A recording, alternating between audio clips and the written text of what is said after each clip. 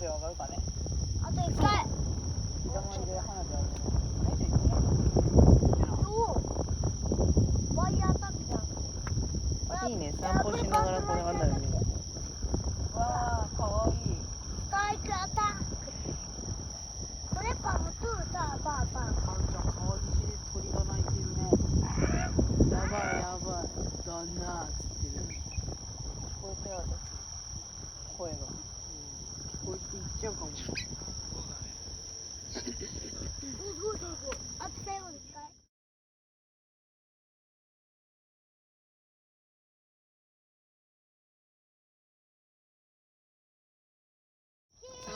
そのうち一人佐藤さんの職人じゃないけどね。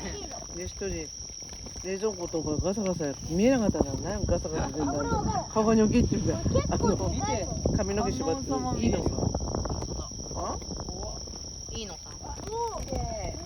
若いと思う。知らね欲しい。けだろうね、お前なんかしてるじゃない。だと思100何がぐらいかね。う。でも棟梁なんでうちは今回うちの担当すごい棟梁っね。てことは上だよね。で。だからおじいちゃんたちは一応ご隠居なんだけど、まあいるんで。これすごい、これ結構すごい。まあ逆にパーパー。お手伝いとかには行けばいい。なんか昔だからパーパーパー。先代の時に普通に大工さんでいて独立しちゃってたりしたんだけど戻ってきて。うんじゃあ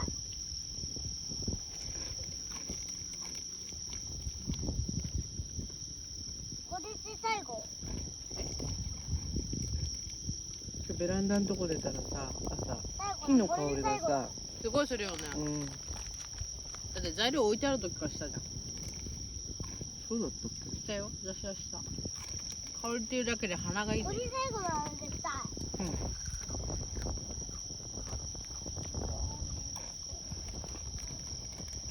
もっと上に来い。うるせえ。マジで。地球儀みたいだね。何食べてる？明日一日いるけど大丈夫それ。おかわり食べたい。辛いよ。辛い。食べても。いやだ辛いって僕なんで持ってこなかったん？ねないよ。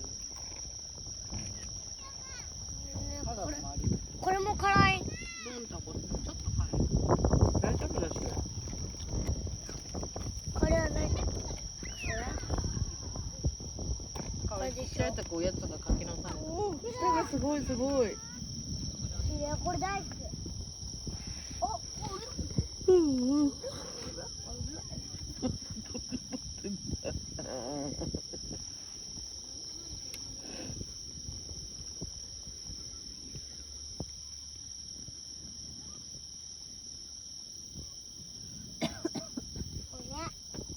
れは微妙だね。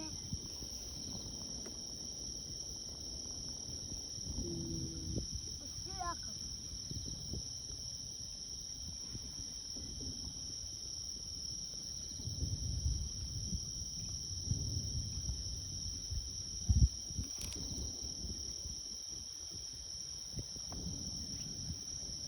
これか。